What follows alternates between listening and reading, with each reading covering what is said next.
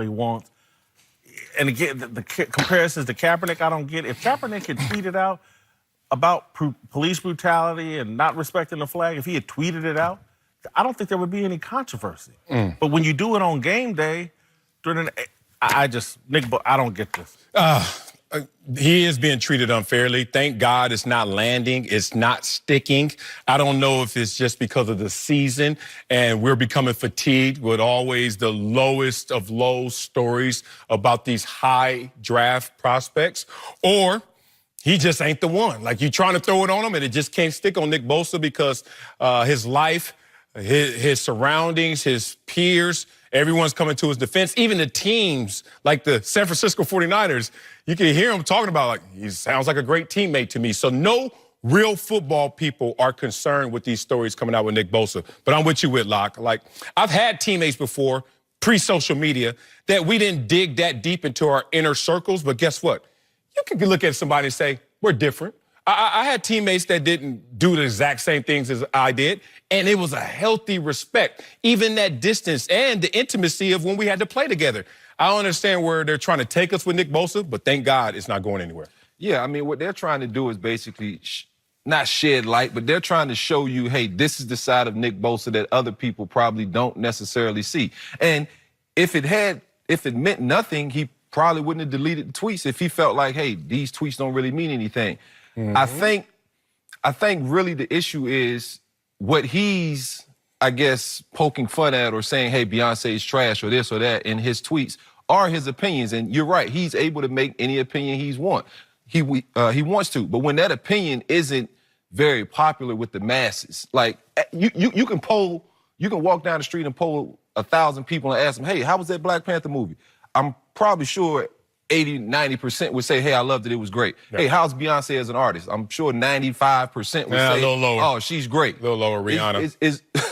I'm just letting you know. It's low-hanging fruit, in my opinion. They're just trying to grab at anything. And some of this stuff does kind of raise some flags, but it doesn't raise flags to drop his value. It raised flags for the simple fact, like you said, hey, this might not be a guy that I'm going to hang out with in the locker room, but it doesn't question his ability to play football on the field. That's why I don't think teams are really as hung up about it. Because D'Angelo, only thing I would say is there was a lot of guys on my college football team love country music. They went to country music concert. I had no interest. Love some rock and roll stuff. I had no interest. I'm someone, I think the television show Breaking Bad, the last 3 seasons, complete, utter trash. Most everybody disagrees with me. Not me. But you don't have to jump to some horrible conclusion because you don't like what's popular. Again, when I hear, what most people think or whatever, and the way this country is going, most people don't like Christian behavior, to be quite honest with you. Yeah. And that's why people shy away from talking about their Christian beliefs because there's so much backlash to it. So, again, I see somebody that the media seems to be trying to silence and send a message out to everybody else. Don't be like Nick Bosa or we'll trash you and make you very uncomfortable. That's what I just don't think it's fair or right, because eventually it's going to be used against us. Yeah, no, it's going to absolutely be used against us. And it is, I don't think it merits anything. But at the same time, I see where they're going with it. You say the Kaepernick situation is a lot different because he actually went in there and he took a knee, right? In uniform, on the job. Okay. Even prior to that, the discussions that were taking place about social injustice, just sparking that conversation that I think a lot of people didn't want to talk about, I think led to all the other things. And so to me, it's viewed very differently when a black athlete does something versus, I think, a white athlete. And in this situation, had a black athlete went out and said, A Star is Born, that movie, everyone said it was great. If someone would have went out and said, man, it was trash, I hated it, you don't think that big time athlete would have caught any backlash? Well, there's two things here. I would say this, D'Angelo.